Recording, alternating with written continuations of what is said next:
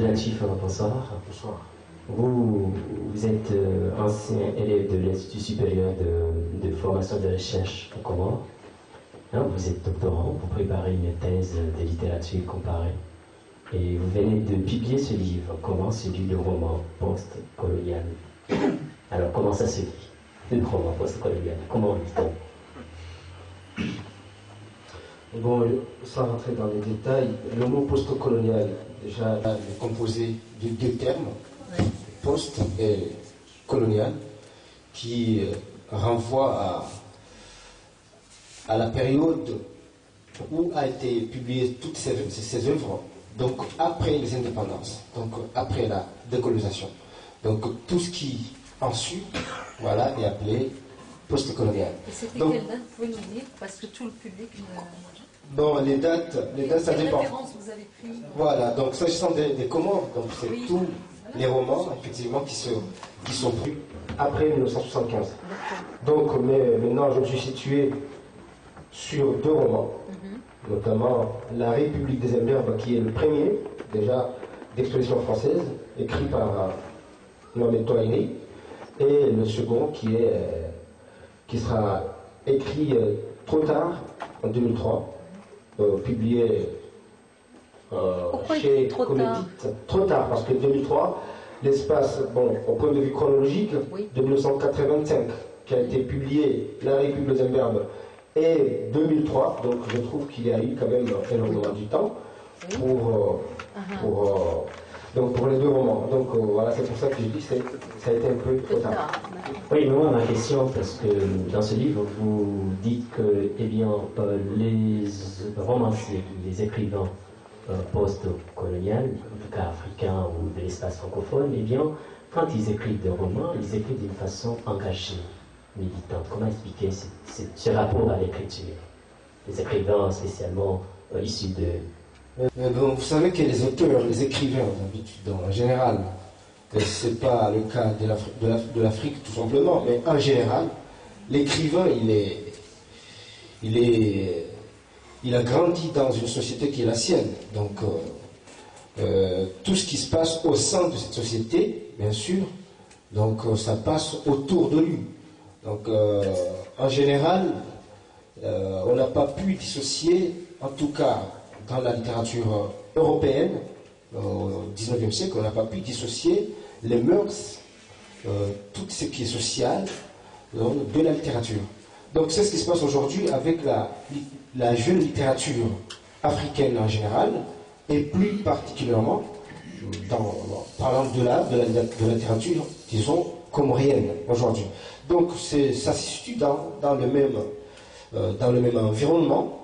Donc l'auteur n'a pas pu, ne peut pas d'ailleurs, c'est ce qu'on nous vivons aujourd'hui, parler d'autre chose que ce qu'il est en train de vivre. Donc voilà, donc c'est ça ce qui explique cet engagement. L'auteur s'engage dans la mesure où sa société, qui est la société... Donc aujourd'hui en Inde par exemple, on parle de parler de sans-voix, en train de défendre... François a parlé d'Anne de la Terre, qui aussi était un écrivain engagé. Bien sûr, ça complète. Effectivement, quand je cite les Indiens aujourd'hui, c'est que c'est un terme fort, parler des sans-voix, parler pour les sans-voix, parler des sans-voix. Donc, c'est ce qu'ils sont en train de faire, les auteurs en tout cas, en général africains aujourd'hui. Donc, d'où leur engagement. Et vous dites que cet engagement s'inscrit dans une démarche, non pas à la fois de contestation contre l'État colonial, mais en même temps, leur façon d'écrire tend vers la glorification de leur histoire. Et vous n'êtes pas d'accord que l'écrivain se met à cette place-là. Pourquoi? Bien sûr que si, moi je suis tout à fait d'accord que l'écrivain s'engage dans cette voie. D'ailleurs, je me demande, est-ce que aujourd'hui l'écrivain, bon, si on parle du roman comorien d'expression française qui commence en 1985, parlant des Comores, tout court, je me demande, est-ce qu'on a eu carrément une période suffisante pour que la littérature aujourd'hui se dissocie de ce qui est société, de la société. Donc je me demande, je suis tout à fait d'accord, et d'ailleurs je m'engage dans cette voie, que je ne peux pas écrire que pour la société. Très bien. D'autres questions? Qui veut poser des questions? Quelqu'un? Oui. Bonsoir. Moi, ma question est beaucoup plus simple. Présentez-vous comme ça. D'accord. Moi, c'est Saïd Mohamed, Oui.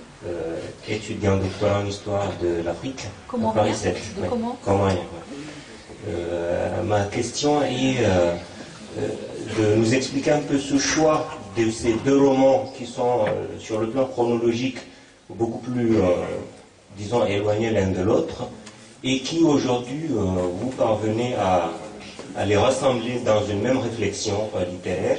Donc, essayez de nous expliquer pourquoi ce choix, qu'est-ce qu'ils ont de ressemblant, ces deux romans, qui vous a permis aujourd'hui de les rassembler dans cette réflexion que vous nous livrez. C'est une très bonne question. J'ai déjà dit que passer de 85 à 2003, c'est bon, ça suscite la curiosité, bien sûr. Moi, mon choix, c'est que, bon, puisqu'on est parti de la fonction du roman, en tout cas, ça a été toujours la problématique durant ma démarche, donc ça a été toujours la fonction du roman post-colonial.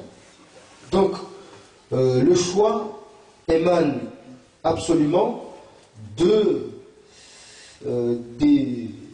réflexions que j'ai faites à propos des deux romans que je trouve se complètent. Le premier écrit en 85, malgré qu'il soit écrit en 85, constitue un pionnier du second, dans la mesure où j'ai pu, durant toute ma démarche, démontrer que le premier roman de Touahiri a essayé de démontrer en commun accord avec le témoignage et l'histoire comment a été gérée la période la période se situant entre 1975 et 1978, qui dans l'histoire des Comores on peut coller la révolution comorienne incarnée par le Mongosi Ali Soigny. Donc, ce qui est passé après, c'est que après 1978, donc il y a eu le gouvernement Adala qui a pu continuer jusqu'à 1989. Donc, je trouve que les deux romans, l'un relate l'histoire d'un personnage qui s'appelle Mongosi, le guide de la révolution, et l'autre relate aussi l'histoire d'un certain Alléluia, qui est aussi un personnage président, donc qui, selon ma réflexion, serait le président Ahmed Adala. Donc il se trouve que les deux romans se complètent en ce sens que le premier relate l'histoire de Comores de 1975 à 1978, et l'autre, malgré qu'il soit publié un peu plus tard, relate aussi l'histoire située des Comores, l'histoire des Comores depuis 1978 à 1989. Très bien.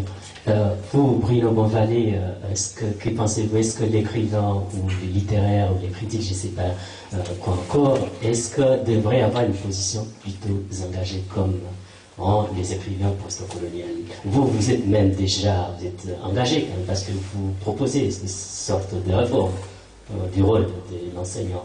Est-ce que le délivre en quelque sorte se reste un petit peu, en tout cas, point de vue de la position que devrait avoir le romancier, l'écrivain? Qu'en pensez-vous de cette position, Bruno Bonvalet? Disons que moi je suis auteur jeunesse aussi à côté, hein, donc je publie des romans jeunesse. Mais par contre, au niveau du livre, monsieur, bon, là j'avoue, il y a une relation à faire entre le fait d'écrire la littérature, le roman, et puis aussi l'histoire des Comores.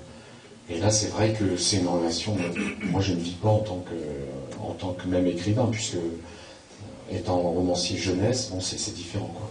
Et là, j'avoue que je manque de connaissances particulières sur les Comores pour pouvoir vraiment réagir pertinemment sur les propositions. La position elle-même de l'écrivain. Ah oui, oui, ça bien sûr. Oui. Moi je dis que dès qu'on prend la plume et qu'on commence à écrire, mon auteur jeunesse aussi, mais peut-être un peu différemment, mais oui, bien sûr, un romancier de toute manière, il prend forcément parti. Et celui qui dit qu'il ne prend pas parti, prend parti aussi, forcément. Une question. Monsieur Flamanf, vous étudiez aussi les romanciers de l'océan Indien. Et quels sont les parallélismes entre le romancier comorien et celui de Madagascar, de la Réunion? Est-ce qu'il y a des points communs, des différences énormes, ou vous qui étudiez cet espace géographique-là? Il faut savoir que c'est, malgré les origines différentes, c'est toujours le roman d'expression française. Donc la littérature malgache, comme la littérature aussi créole, parlant de la Réunion, donc même s'il y a des petites nuances, mais il y a aussi, ce qui m'intéresse d'ailleurs, cette notion de société dans ces deux littératures. Donc parlant des Comores, bien sûr parallèlement à celle des Comores. Par exemple, ce qui m'a intéressé au niveau de la littérature aujourd'hui, pour le cas de la littérature créole réunionnaise, c'est l'importance portée sur la langue, au niveau de la langue créole. Donc que aujourd'hui les littérateurs appellent la créolité. Donc ce qui m'intéresse très énormément. Donc, par rapport à celle à celle malgache, de la littérature malgache, donc il y a aussi l'importance de l'histoire coloniale qui pèse là-dessus. Quand j'étudie, disons, moi le livre que j'ai choisi, c'est un livre intitulé Nous en 1947, qui relate tout à fait l'histoire de Madagascar, surtout qui parle de l'insurrection, de la guerre engagée entre les Malgaches résistants et la République française à cette époque-là. Moi je m'appelle Ibrahim Abdou, je suis en 3e année de philosophie, j'ai préparé aussi le master de communication politique et publique à Paris 12. En fait, moi, je voudrais réagir par rapport à la position d'un écrivain, en fait. Est-ce que justement la vertu d'un écrivain n'est-ce pas justement de prendre une position, n'est-il pas justement de prendre une position de neutralité?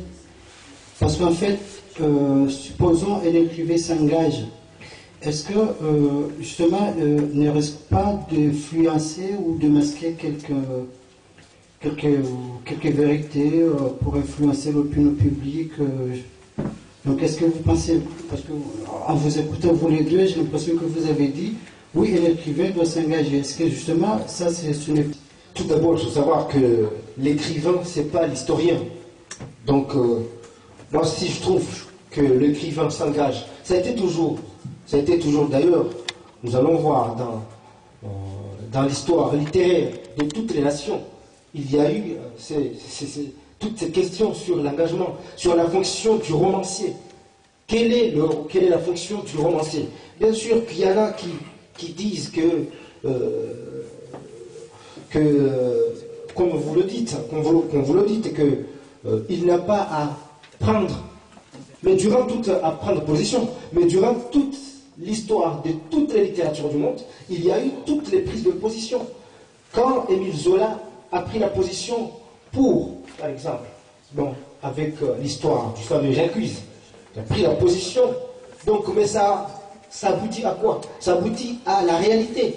C'est que Émile Zola s'est engagé après, mais ça a débouché, même s'il y a eu des siècles et des siècles après, ça aboutit à l'innocence avouée juridiquement par qui?